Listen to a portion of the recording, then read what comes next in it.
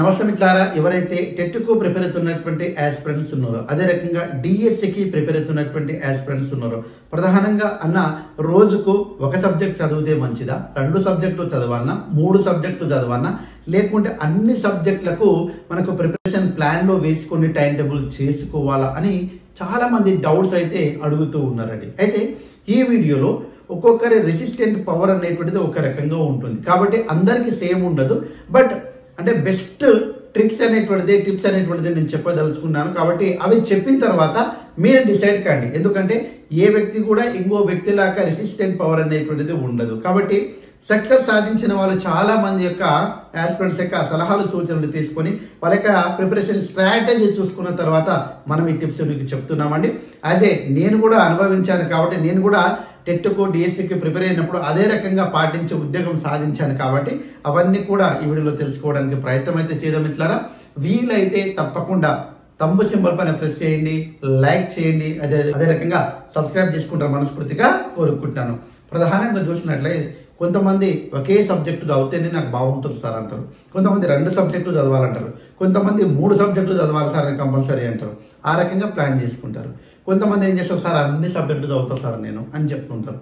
అయితే ఒకటి గుర్తుపెట్టుకోండి, ఫస్ట్ ఎగ్జాంపుల్ నేనే అనుకోండి, నాకు బాగా వచ్చినటువంటి సబ్జెక్ట్ అనేటువంటిది ఏవి, రానటువంటి సబ్జెక్టులు ఏవి, అంటే నేను కొద్దిగా స్ట్రాంగ్గా ఉన్నటువంటి సబ్జెక్టులు, కొందరికి మ్యాథ్స్ ఈజీ ఉండొచ్చు, కొందరికి ఇంగ్లీష్ ఈజీ ఉండొచ్చు, కొందరికి తెలుగు ఈజీ ఉండొచ్చు, లేకుంటే సైకాలజీ ఈజీ ఉండొచ్చు, లేకుంటే పెడగాలజీ ఈజీ ఉండొచ్చు. కాబట్టి మీకున్నటువంటి సబ్జెక్టులలో మీరు చదవాల్సినటువంటి సిలబస్లో, మీకున్నటువంటి సిలబస్లో మీరు కొద్దిగా స్ట్రాంగ్గా, కొద్దిగా బాగా చదవగలిగితే మీకు ఇష్టమైన సబ్జెక్టులు ఏవి, కొద్దిగా కష్టంగా ఉన్నటువంటి సబ్జెక్టులు ఏవి అనేటువంటిది రాసి పెట్టుకోవాలి.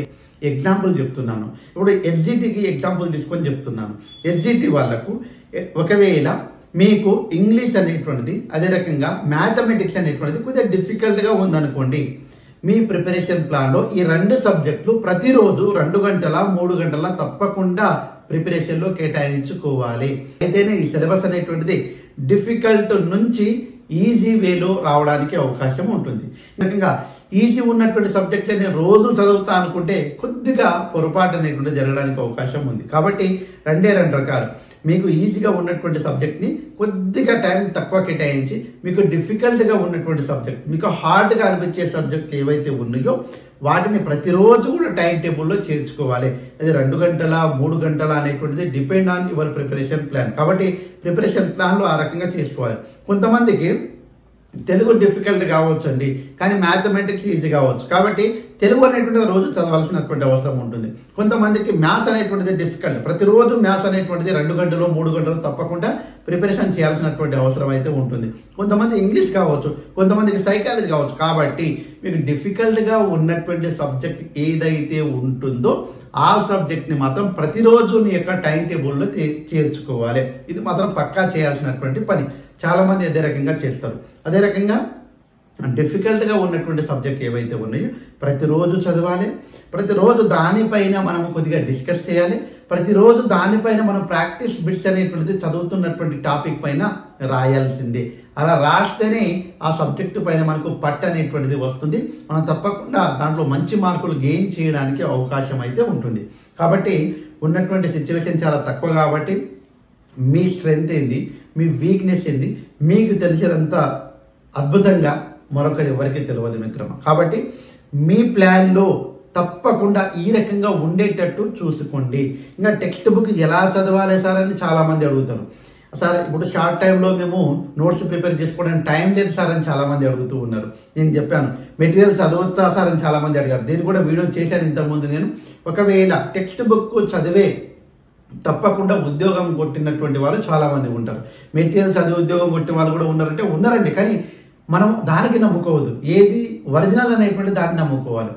మనం నోట్స్ ప్రిపేర్ చేసుకోవడానికి టైం లేదు సార్ అంటే తప్పకుండా హైలైటర్ వాడండి. ఆ హైలైటర్ ఇంపార్టెంట్ పాయింట్స్ ఎక్కడైతే ఉంటుందో ఆ హైలైటర్ తోటి అండర్లైన్ చేసుకోండి. తర్వాత మళ్ళీ ఇంకో హైలైటర్ వాడండి, తర్వాత ఇంకో హైలైటర్ వాడండి. ఆ రకంగా వాడుకుంటే ఆ హైలైటర్ వాడినటువంటి ఏదైతే ఉన్నాయో అవి మనకు ఇంపార్టెంట్, అవే మనకు కీ నోట్స్ అన్నట్టు. కాబట్టి ఉన్నటువంటి మనకు 30 నుంచి 40 డేస్ కాబట్టి ఈ డేస్ ను మనము నోట్స్ ప్రిపేర్ చేసుకోవాలంటే కష్టతరమైనటువంటిది. డిఎస్సికి టైం ఉంది కాబట్టి ప్రిపరేషన్ చేసుకోవచ్చు. ఆ రకంగా హైలైటర్ ను ఉపయోగించినటువంటి లైన్స్ ఏవైతే ఉన్నాయో వాటిని కీ నోట్స్ గా మనం రాసుకోవడానికి అవకాశం అయితే ఉంటుంది. కాబట్టి ఆ రకంగా మీరైతే మీ ప్లాన్ మీరు తయారు చేసుకోవడం చాలా ఉత్తమం. నేను చెప్పేది ఏమిటంటే మీకు ఈజీగా ఉన్నటువంటి సబ్జెక్టులు ఒక 5 సబ్జెక్టులు మొత్తం 6 సబ్జెక్టులు ఉన్నాయనుకోండి. 6 సబ్జెక్టులో మీకు ఈజీగా ఉండేటువంటి సబ్జెక్టులు ఒక 3 ఉన్నాయనుకోండి. మిగతా 3 సబ్జెక్టులు తప్పకుండా ప్రతిరోజు కూడా దానికోసం టైం కేటాయించుకోవాలి. తర్వాత యాజ్ ఇట్ ఈస్ గా దాంతో పాటుగా ఈ సబ్జెక్టులు కూడా దాంతో పాటుగా కంప్లీట్ అయ్యేటట్టుగా మనం ప్లాన్ చేసుకొని ముందుకెళ్ళాలి. అయితేనే డిఫికల్ట్ గా ఉన్నటువంటిది ఈజీ అవుతుంది, ఈజీ ఉన్నటువంటిది ఇంకా ఈజీ కావడానికి అవకాశం అయితే ఉంటుంది. కాబట్టి ప్రతి సబ్జెక్ట్ మేనేజ్మెంట్ అనేటువంటిది అవసరము. టైమును బట్టి సబ్జెక్ట్ అనేటువంటిది అవసరము.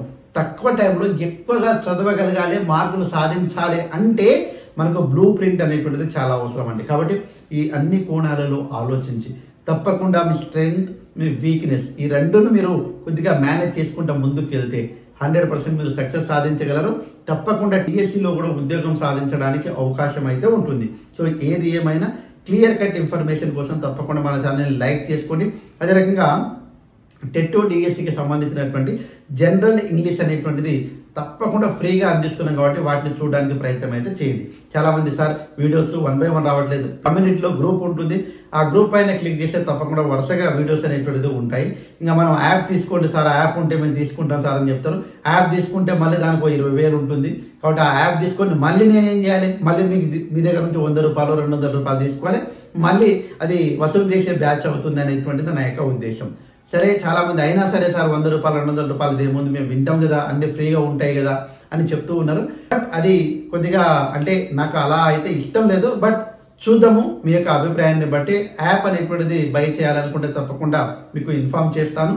తప్పకుండా అలాంటి ఏదన్నా పాసిబుల్ ఉంటే తప్పకుండా మీకు హెల్ప్ చేయడానికి నేను రెడీ ఉంటాను. కాబట్టి ఏది ఏమైనా తప్పకుండా అయితే అలాంటి యాప్ అనేటువంటి తీసుకోవాలనే ఉద్దేశం ఉంటే తప్పకుండా మీకు ఇన్ఫార్మ్ చేస్తాను. కానీ ఏమైనా నువ్వు వేసుకున్నటువంటి ప్రణాళికబద్ధంగా నువ్వు ప్రిపరేషన్ చేస్తేనే నీకు అధిక మార్కులు అనేటువంటిది వస్తాయి. కాబట్టి మీ స్ట్రెంగ్త్, మీ వీక్నెస్ తెలుసుకొని ప్రతిరోజు సబ్జెక్ట్ను టచ్లో ఉంటూ చదివితే చాలా బాగుంటుంది. ఏది ఏమైనా తప్పకుండా కరెక్ట్ ఇన్ఫర్మేషన్ కోసం మన ఛానల్ని లైక్ చేసి ఉంటారు మనస్ఫూర్తిగా కోరుకుంటూ ముగిస్తున్నాను. Jai Hind. Thanks for watching. All the best. Bye. See.